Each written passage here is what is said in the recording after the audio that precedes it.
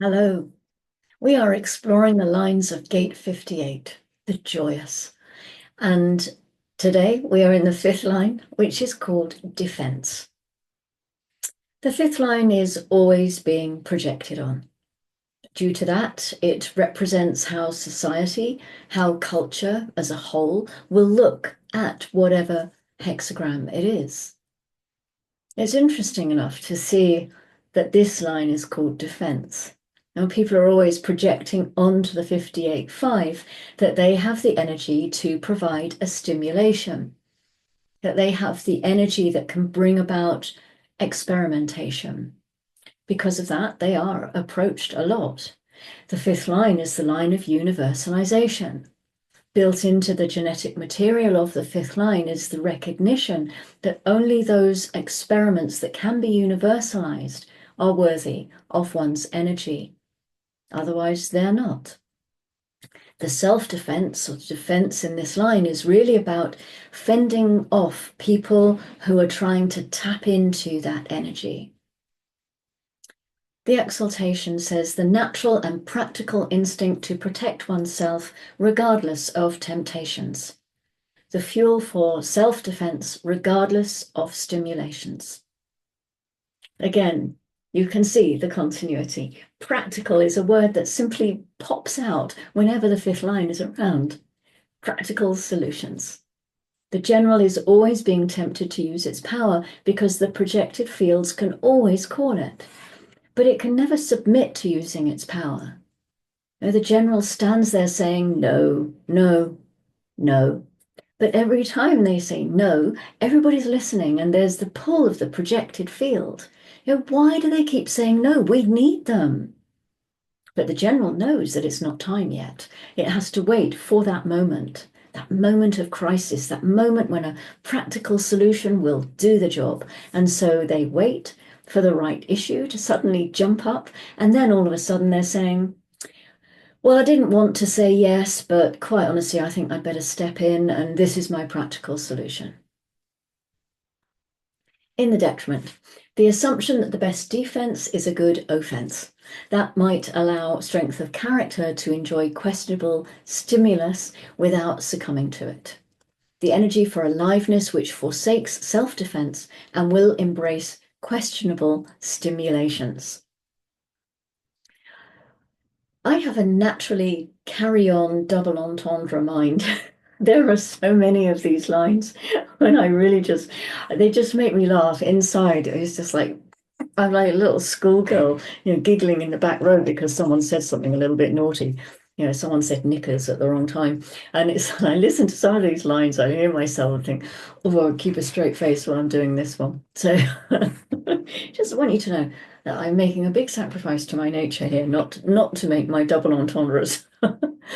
So this line, this detriment, it's talking about being pulled out at the wrong time. You see, being right there, we've got one.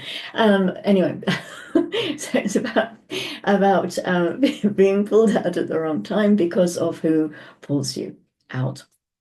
This upper trigram knows that there's a gate at the other end of the channel, but still it has to wait for the gate at the other end. And it can end up in a situation where the attractiveness of the being at the other end, that personality at the other end, distracts it from its natural strategy. Remember from gate 10, when the heretic challenges tradition, they can get away with it. But when the heretic makes it personal, oh no, if they start challenging behavior, they're automatically going to have to deal with some powerful resistance. And this is what you're seeing here in the detriment. It's when you make it personal, you get in trouble. It's not about the collective need for the challenge. It's not about seeing what challenge and what authority that energy should be put to. It's about that person is interesting to me.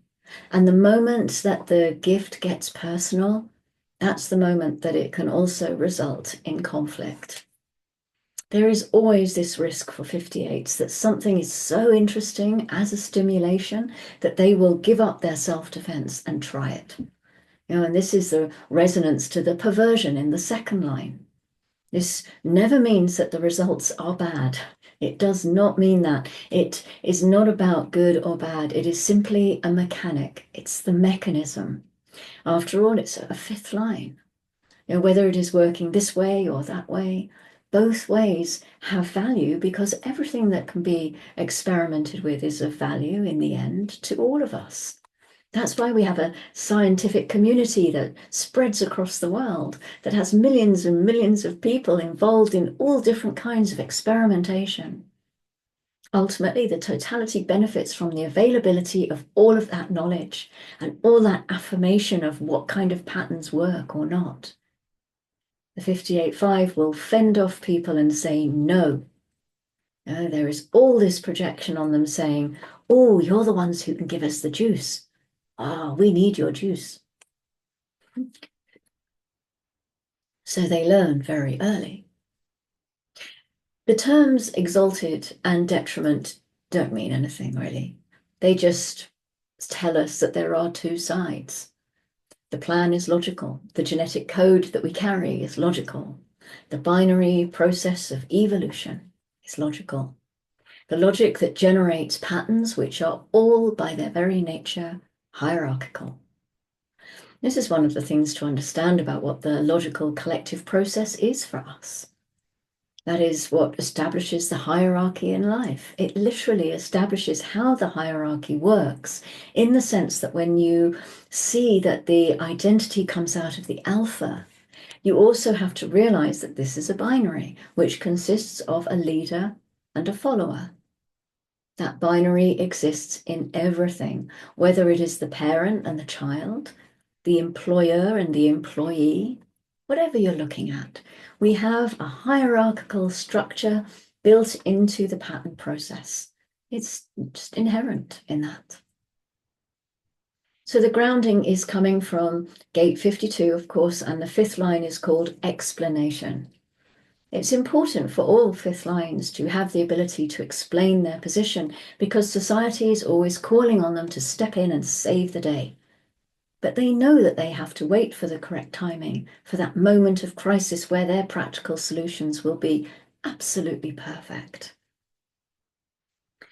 The moon has been in the channel of concentration with the earth since 06:53 this morning, bringing us a little more focus on keeping still and concentrating on the details that make logic work. At 17:40, the moon moves into gate 5. This is the sacral gate of fixed rhythms, the gate of waiting. It's logical again. It's the same circuit as our Sun-Earth combination. And the sun was in gate 5 not long ago. So we have a bit of a grasp of what this is all about. Finding habits, finding rituals, and sticking with them, no matter what. Once you've responded to them, at least. And the moon moves into gate 26 at 4:21 tomorrow morning. This is the tribal gate of the egoist, in the ego center, tricking the tribe into allowing it to rest more, but still getting paid the same amount for what little work it decides to do. So this is the fifth line of gate 58. Tomorrow we move into the top of the hexagram again with the sixth line. I look forward to seeing you then. Thank you for joining me through this gate 58. Such a beautiful gate, the joyous, the gate of aliveness. I look forward to seeing you tomorrow. Love yourself. Oh, so madly, truly, deeply, and go gently.